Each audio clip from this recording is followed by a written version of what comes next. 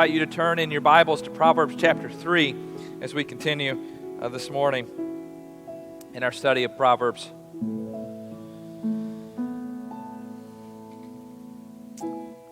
As some of you know, our fall is filled with football. We have a lot of football going on in our lives, and with Levi playing and Dawson playing. And so this weekend we were here. By the way, if you didn't know this, we had American Baptist Churches of Indiana, Kentucky in our building most of the day on Friday and most of the day on Saturday. And I'd like to say thank you to everybody who helped out with that. I don't see Lindsay in here right now. Lindsay's over in the nursery. Lindsay's in the nursery serving more. But Lindsay really coordinated most of that. So I just want to thank her. Cliff, thank you for lining up the worship times. It was a beautiful experience. And as the pastors came into our church, many of them never having been in our church, I came here on Friday and we had a group of pastors here, and they were all doing this the whole time, looking around our building. We take it for granted, don't we? But they came and they looked in this building and said, this is one of the most beautiful buildings in all of the state, and it really is. So we should be thankful for that. But I came home Saturday afternoon, and just since I haven't had enough football, we thought we would sit down and watch more football on Saturday. And I'm from Georgia, so I particularly like the Georgia Bulldogs, so we turned on the Georgia game. And you know where this is going if you saw that game yesterday. But we were watching the game, and the last 2 minutes of the game, Tennessee, that's who Georgia's playing, goes up, and they're ahead 4 points, and so Georgia has to score a touchdown with just about a little over a minute left to go in the game. I thought, this is going to be impossible. No way they can win this game. But sure enough, with 10 seconds left in the game, Georgia throws a pass, connects in the end zone, and scores. Dawson and Levi and I were jumping around. Christy was upstairs. She said, what's going on down here? We were so happy, so thrilled, because there's only 10 seconds left to go in the game, and Georgia's now up. Well, there's 10 seconds to go in the game. Tennessee gets the ball and kicks off. They have one play with 4 seconds left to go in the game, and they chunk the ball, Hail Mary, all the way down the field. Clock is out, and Tennessee catches it in the end zone and wins the game. I don't think I've ever seen a game flip back and forth in the last 10 seconds like that. And how appropriate today, because the sermon title is Plenty and Pain, okay? And this morning I was thinking about this sermon, and I was just thinking that, when Georgia scored the touchdown, they panned across the crowd, the Tennessee fans, and they're just standing there stunned, right? And then in a few minutes, they're celebrating. And in our lives, football really isn't that big of a deal. Football is just a game, and usually by the next weekend, everybody's already forgotten what happened the one before, right? But that's a microcosm of life, isn't it? Sometimes our lives are lived in plenty. We're celebrating. Things are great. Things are awesome. And sometimes our lives include pain. And that's kind of where we're going this morning. Most of us have had seasons of life when things are really good, right? And life is good, and everything seems to be happening just the right way. And then there are other times in life when we're struggling. And this morning, we're going to be looking at Proverbs chapter 3. I'm going to invite Roger to come and read verses 9 through 12 this morning. And leave your Bibles open. We're going to study this this morning together. Proverbs chapter 3, verses 9 through 12.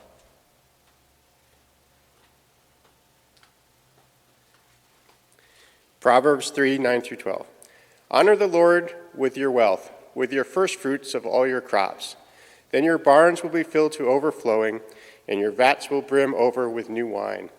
My son, do not despise the Lord's discipline, and do not resent his rebuke, because the Lord disciplines those he loves, as a father the son he delights in. All right. Thank you, Roger. Now, one commentator entitles this section of Scripture, The Extremes of Life. Isn't it interesting how Solomon puts these verses together? You might think there needs to be a separation between these verses, because on the one hand, he's talking about wealth, he's talking about prosperity, he's talking about plenty, and then it's just as if he just flips to the opposite extreme. And he talks about discipline and pain and tough times in life.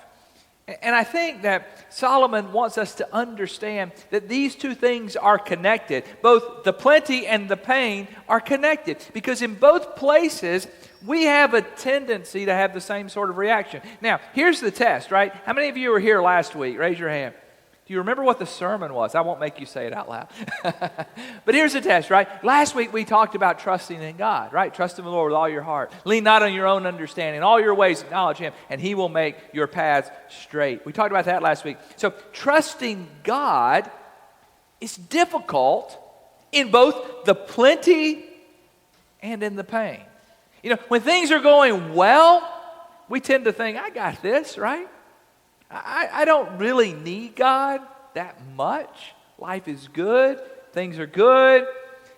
And often, when we are in the pain, we have a tendency to not trust God. We say things like, God, why are you letting this happen to me? What's going on? We resent God. We're angry at God. We don't understand. So in both extremes, both the plenty and the pain, the tendency is to not trust God. And so Solomon is speaking to that today. He's talking to us about the plenty and in the pain. Let's start with the plenty. Look at verse 9. Honor the Lord with your wealth, Solomon says.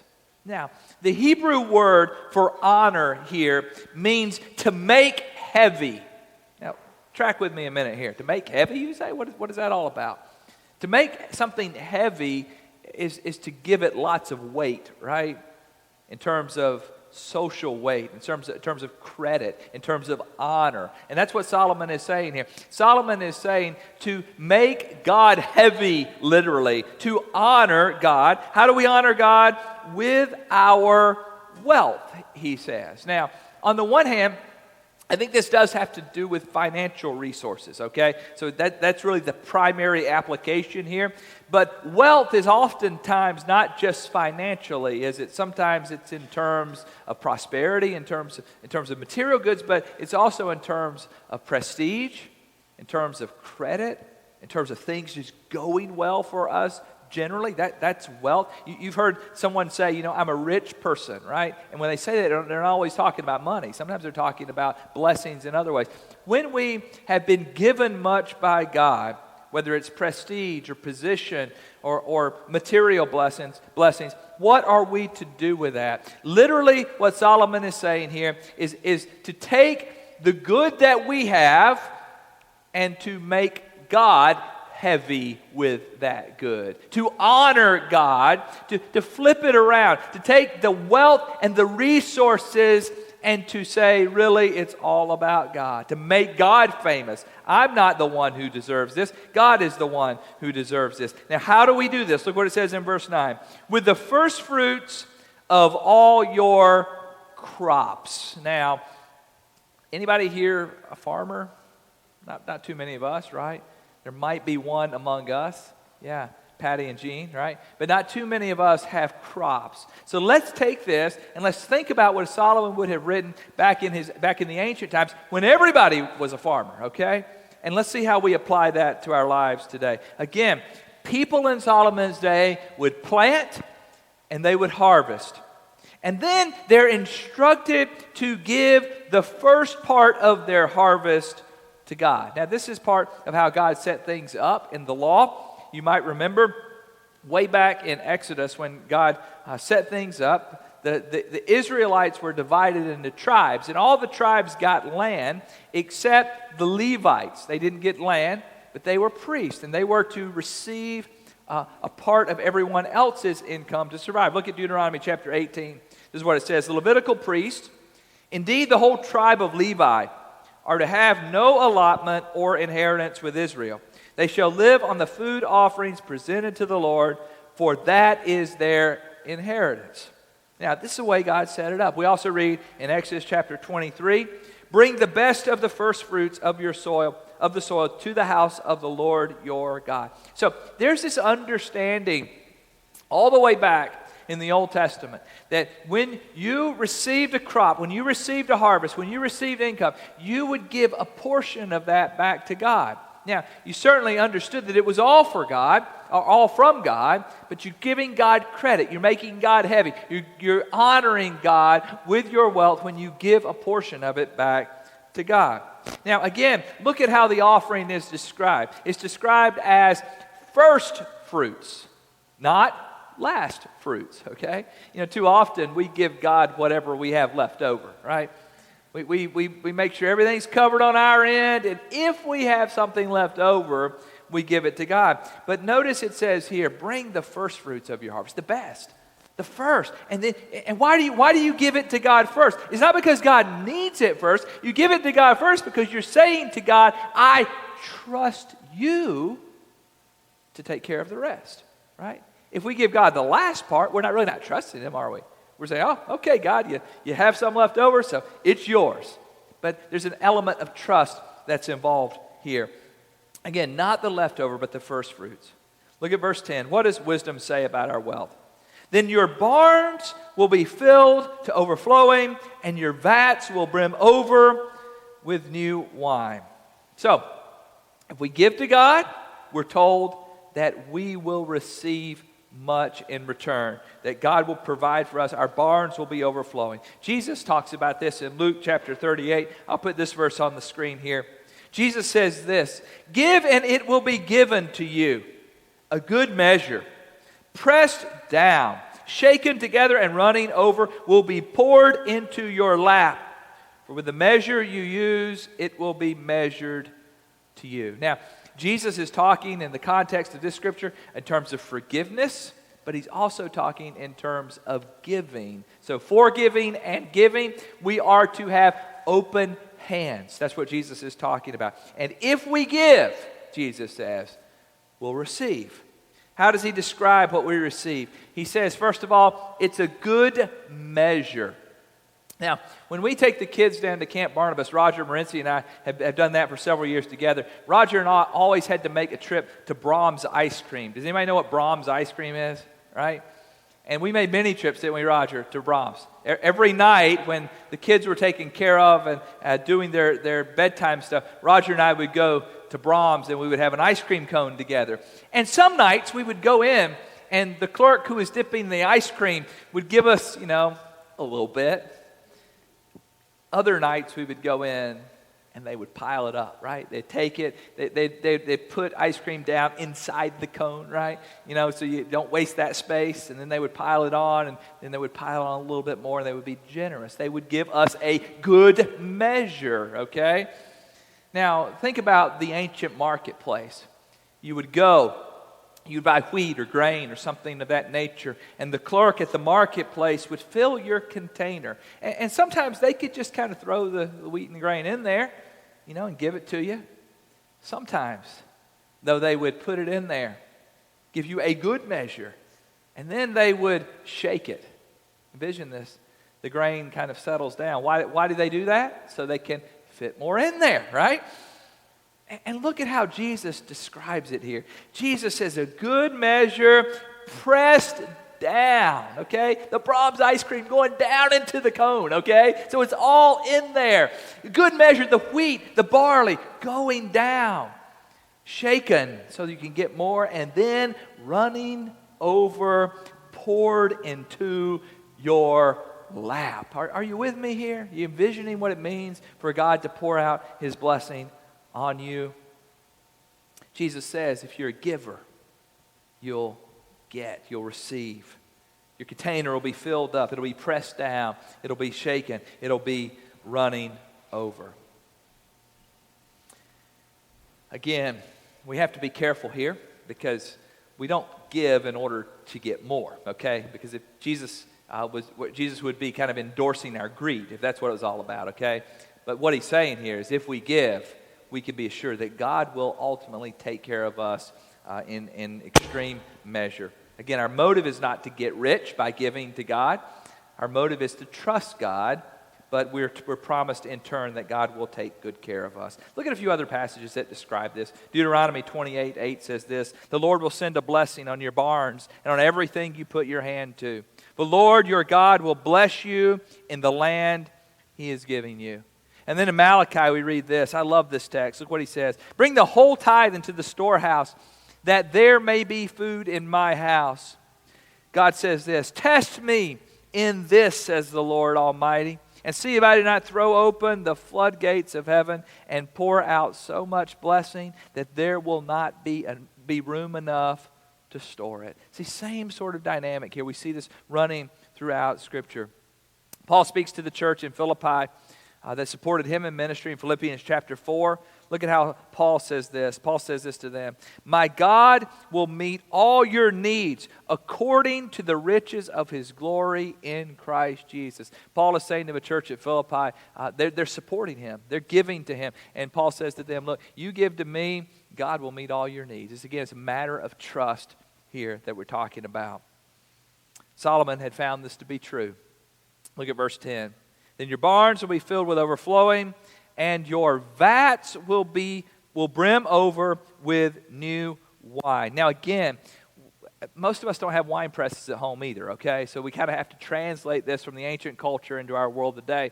But again, in Solomon's world, people would have understood exactly what this means here. You see, the way it worked out is there would be these wine presses, and there would be wine. I'll explain to you what new wine is.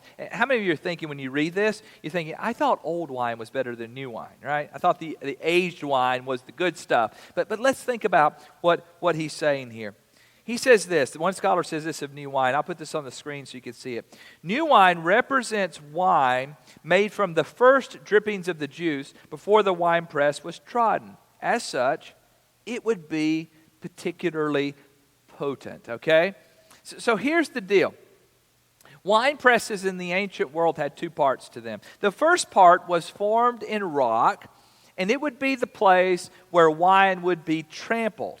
And the second part of the wine press would be where the wine would flow into these vats or containers that would hold the wine. You might even call them pools or collecting tubs.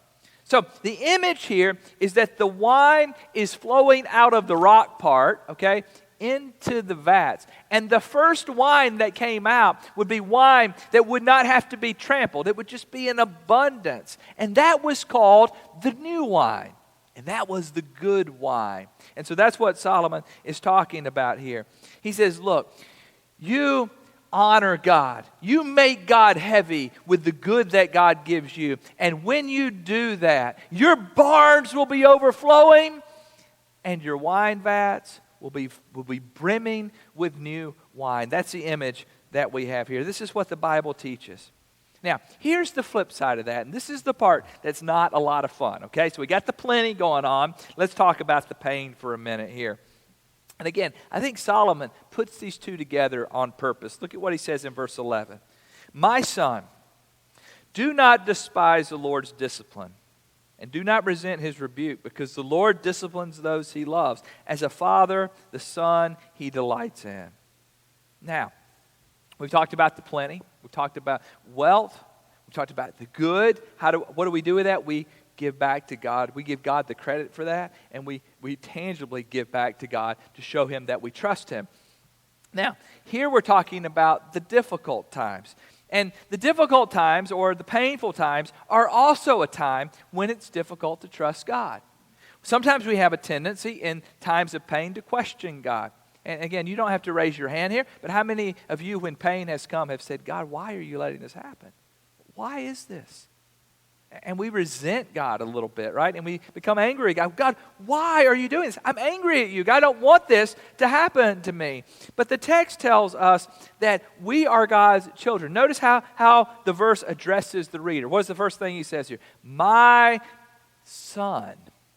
Okay? We're God's child, and that's what he's saying here. It's a tender instruction here. And what does he say? He tells us to not despise, the NIV translation says. Now, to despise something is to reject it, right? To push away from it, to push against it. And what are we not to despise? It says we're not to despise the Lord's discipline. Now, the word discipline is a word that we often think of in terms of punishment, don't we? I did something wrong, and so I am discipline. Now, I want you to understand this word in a little bit different way this morning. The word discipline really means to instruct or to teach. Okay, so read it under that lens, okay? So it's not that you've done something wrong and God is punishing you. That's not exactly what discipline means. What it means is that God is instructing you as a child. Now, if you have children, parents, you know that it's our job to teach our children, right? And sometimes they do things that are wrong, and we have to punish them, right? But sometimes instruction is not always punishment. Sometimes instruction is, as a wise parent, would not give their child too much, right? Or too little. Would help their child to see the lessons of life, to live life in a way where they can experience the difficult sometimes, and sometimes experience the joy. But again, it's about instruction, not just punishment. And so what it's saying here, and again, this is hard to grasp, sometimes hard to really trust. But God uses the difficult times in our life, God uses the pain in our life often to mold us into the people that He wants us to be. How many of you, and again, you don't have to raise your hand here, but how many of you have had a time of pain in your life, and then on the other side of that pain, you look back and you say, God used that, He molded me, He made me. I would not be the person that I am today if I would have had that pain in my life, okay? And sometimes we think, and sometimes we have a hard time theologically wrapping our mind around this. Is God causing us pain? Is God causing us to suffer? I think a better way to say it is sometimes God allows pain in our life, right? Allows us to experience difficult times in our life to mold us. Sometimes, right, our heads get too big, right? Sometimes we think we've just got everything under control, and then pain comes into our life. And sometimes it pulls us back into a place of reliance on God, of trusting God, of understanding God in a different sort of way. And again, what is He saying here? He's saying, look, don't resent God when pain comes into your life, when God is instructing you. God is forming you. God is making you. God is creating you to be the person that He wants you to be. You're His child. Now, we're going to flip over to Hebrews, and let me encourage you to flip over with me to Hebrews chapter 12, because here's the cool thing about Hebrews. Hebrews, and we don't really know who wrote Hebrews, but the author of Hebrews quotes Proverbs chapter 3 in these verses that we're reading today. Now, you might remember Hebrews chapter 11. In Hebrews chapter 11, we read of what you might call the Hall of Faith, right? Not the Hall of Fame, but the Hall of Faith. These are all the people, the heroes of the faith. And it says here in verse 2, this is what the ancients were commended for, honored for. These are the things that God used in the lives of the ancients to make them heroes of the faith. And then you start reading the things that happened to them, and you're going, what? It's all about suffering. It's about pain. It's about things in their life that you and I would not want. I mean, they're talking about people being sawed in two here, okay? It's not necessarily pleasant things that are happening here. But then we get to to chapter 12 here. And again, let me invite you to flip over to Hebrews 12 and read this with me. And the author of Hebrews is describing this here. Hebrews 12, verse 5. And have you completely forgotten the word of encouragement that addresses you as a father addresses his son? It says, my son, do not make light of the Lord's discipline, and do not lose heart when He rebukes you. He's quoting Proverbs chapter 3, verses 11 through 12. Here he continues in verse 6. Because the Lord disciplines the one He loves, and He chastens everyone He accepts as a son. And then look at the author of Hebrews, what he adds here in verse 7. Keep reading with me. Endure hardship as discipline. And again, when you read the word discipline, I want you to think of the word instruction, okay? God is treating you as His children. For what children are not disciplined by their father? If you are not disciplined, and everyone undergoes discipline, then you are not legitimate, true sons and daughters of God at all. Moreover, we all have had human fathers who've disciplined us, and we respected them for it. How much more should we submit to the Father of spirits and live? They disciplined us for a little while as they thought best, but God disciplines us for our good, in order that we may share in His holiness. No discipline seems pleasant at the time, but painful. Later on, however, it produces a harvest of righteousness and peace for those who have been trained by it. I don't know about you, but when I read that text, that's a hard text to read, isn't it? I mean, we don't like this stuff. We don't like to be disciplined. But listen to what he's saying here. As God allows pain to come into our life sometimes, He forms us. He molds us. He makes us into the people that He wants us to be. Now, that last verse there, those who have been trained by it. Do you know that the word trained there in Greek is the same word in which we derive the word gymnasium? Think about that for a minute. How many of you like to go to the gym, right? How many of you think it's hard to go to the gym, right? How many of you think it's painful to go to the gym, right? It is. But when you go to the gym, why do you go to the gym? You go to the gym because you want the results of being in the gym, right? You want to look like you've been in the gym. But being in the gym is not always the most pleasant thing in the world. That's the image that we get here. When God allows pain, and when I say pain, it's not always tragic things that are happening in your life. Sometimes it's just things that aren't quite the way you want them to be. Sometimes it's not, the success is not quite what you want it to be. But those are things that God instructs us, He molds us, He makes us, He trains us to be the people that He wants us to be. Solomon understood this. Look at this. Let's just read this together at verses 11 and 12. My son, do not despise the Lord's discipline. Do not resent His rebuke, because the Lord disciplines those He loves. As a father, the son He delights in. Solomon tells us, look, don't despise God when pain comes into your life. Don't resent God's rebuke. Maybe this morning, things in your life aren't quite what you want them to be. Trust God. Lean into Him. He's your Father. He loves you. He cares about you. He's molding you. He's making you into the person that He wants you to be. What do we do when we find ourselves in a place of pain? The author of Hebrews says in Hebrews chapter 4, verse 16, and I think this is the appropriate response here. He says this, let us then approach God's throne of grace with confidence, so that we may receive mercy and find grace to help us in our time of need. What do we do when pain comes our way? Number one, we trust God. Say, God, I know you're your Father. I know you're Lord. I'm going to trust you. And number two, we go to Him and say, I want grace. I want mercy. God, there's nothing wrong with saying, God, I don't like the pain. I don't want to be in the pain. God, would you take the pain away? Nothing wrong with saying it. Nothing wrong with calling on God's grace, God's mercy, asking Him to take away the pain if it's time to, and to help us cope with whatever He's sending our way. There's nothing wrong with asking God for that, but it's all about trusting God in that too. So what do we do with these verses? Again, you know, this football game illustration is not in my notes. This just happened last night, okay? But I couldn't help but think about the dynamic of just that from one extreme to the other. We're going to win the game. We're going to lose the game. We're going to win the game. Back and forth. That's how life is, isn't it? And sometimes we find ourselves in that place of plenty. What do we do? We trust God.